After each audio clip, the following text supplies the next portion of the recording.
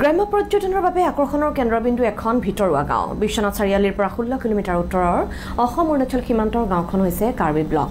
এসময়ত সন্ত্ৰাসবাদীয়ে গিজগিজাই থকা এই অঞ্চলটো তেতিয়া পৰ্যটনস্থলী হিচাপে গঢ়াৰ প্ৰচেষ্টা চলিছে। গঢ়ি তোলা হৈছে পথাইলাংচু ইকো পাৰ্ক নামৰ এক পৰ্যটনস্থলী। বিষয়ে জনাব বিশ্বনাথৰ senior bureau chief Hemanta Saikia. মই বৰ্তমান উপস্থিত আছো বিশ্বনাথ চাৰিআলিৰ পৰা 16 কিলোমিটাৰৰ উত্তৰে অসম অৰুণাচল সীমান্তৰ যে কাৰ্বি ব্লকত আৰু এই কাৰ্বি ব্লকতে বিশ্বনাথ কলেজ NSSে এখন গাঁও তেওঁলোকে প্ৰতিপালন কৰিছে আৰু শান্তনুৱে ইয়াৰ দৃশ্য দেখুৱাইছে। এই গাঁওখনতে তেওঁলোকে এখন ইকো পাৰ্ক তেওঁলোকে প্ৰস্তুত কৰিছে আৰু এই গাঁওবাসীৰ সহযোগত এই ইকো পাৰ্কখন তেওঁলোকে প্ৰতিপালন কৰিছে। বিশ্বনাথ মহাবিদ্যালয়ৰ প্ৰবক্তা ৰাজু বড়ো ছাৰ আছে, মই তেওঁৰ পৰা সবিশেষ জানিব বিচাৰিম, কাৰণ এই পাৰ্কখনৰ সতে তেওঁ ওতঃপ্ৰোতভাৱে জড়িত।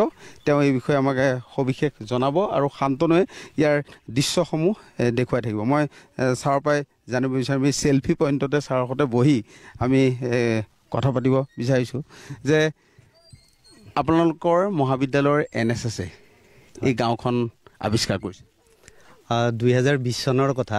তেতিয়া আমি আহিছিলোঁ আচলতে পৰিষ্কাৰ গাঁও এখনৰ পৰিকল্পনা কৰি, আৰু যেতিয়া আহিলোঁ আহি এওঁলোকেও লৈ আহিলে যে ছাৰ এইপিনেও এখন ধুনীয়া আমাৰ গাঁওখন মানে ভাল ঠাই এটা আছে, আৰু গোটেই জংঘল আছিলে। আমি তেওঁলোকৰ সহযোগত গোটেইখিনি চাফ চিকুণ কৰাৰ পিছত আমি ভাবিলোঁ এটা নতুন ধৰণে চিন্তা কৰিব পাৰি নেকি, যিটো মানে এটা নতুন কনচেপ্ট, যিটো ভিলেজ টুৰিজিম।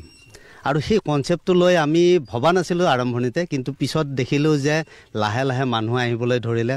আৰু এটা বেনিফিট হৈ গ'ল যে কৰোণাৰ সময়ত মানুহ ওলাব পৰা নাছিলে, যে কৰোণাৰ যে হেৰিখিনি খুলি দিলে, বাধ্যবাধকতা খুলি দিলে, মানুহ ইমান আহিবলৈ ল'লে। লাহে লাহে আমি টিকেটৰ ব্যৱস্থা কৰিলোঁ, সেই পইচাৰে মানুহখিনিক কিবা পইচা পাতি দিবলৈ চেষ্টা কৰিলোঁ। তাৰপিছত জেগাখিনি ধুনীয়া কৰিবলৈ আমি যত্ন কৰিলোঁ, বাহিৰে সকলো কৰাৰ চিন্তা কৰিলোঁ, আৰু হঠাৎ মানে এটা ধুনীয়া ঠাই আৱিষ্কাৰ হ'ল, আৰু গোটেই বিশ্বনাথবাসীৰ কাৰণে এটা বৰদানৰ দৰে হ'ল যে ইয়াত আহি মানুহে সময় কটাব পাৰে আৰু ধুনীয়াকৈ দিনটো কটাই যাব পাৰে। সম্পূৰ্ণ বাঁহেৰে নিৰ্মিত আৰু কাৰ্বি ষ্টাইলতে গোটেইখিনি কৰা হৈছে। শান্তনু আমি কথা পাতি থাকিম আৰু শান্তনু ইয়াৰ দৃশ্যসমূহ দেখুৱাই থাকিব। এয়া এখন গৰু গাড়ী দেখা গৈছে, কওকচোন অকণ গৰু গাড়ীখনৰ বিষয়ে। গৰু গাড়ীখন আচলতে জামুগুৰিৰ পৰা অনা। আমাৰ এগৰাকী NSSৰ ছাত্ৰী আছিলে বৰ্ণিতা বৰা, তাই এদিন ক'লে যে ছাৰ গৰু গাড়ী এখন আছে আমাৰ ওচৰত, আমি লৈ আহোঁ নেকি। আৰু আমি তেনেকুৱাকৈ গৈ গৰু গাড়ীখন তেওঁ নিজে লৈ আহিলে গাড়ীত উঠাই। আমি পইচা পাতি গাড়ীৰ পইচাখিনি দিলোঁ আৰু আহি ইয়াতে ৰং চং কৰি ইয়াতে আমি ধুনীয়াকৈ থলোঁ, আৰু এইখন গৰু গাড়ী এতিয়া ইয়াতে মানুহে ফটো উঠে, ফটো উঠিবলৈ আহে। হয়, আৰু কি আছে? আমি সেইফালে এতিয়া গৰম বন্ধৰ আগে আগে চুইমিং পুল এটা কৰিছোঁ। চুইমিং পুলটো আমি যিমান কম খৰচত কৰিব পাৰে কৰিছোঁ। সৰু ল'ৰা ছোৱালীৰ কাৰণে সেইফালে ট্ৰেম্পলিন, তাৰপিছত এইবিলাক মানে একোটা গেম চেলেঞ্জ এটাৰ দৰে। ধন্যবাদ জনাইছোঁ।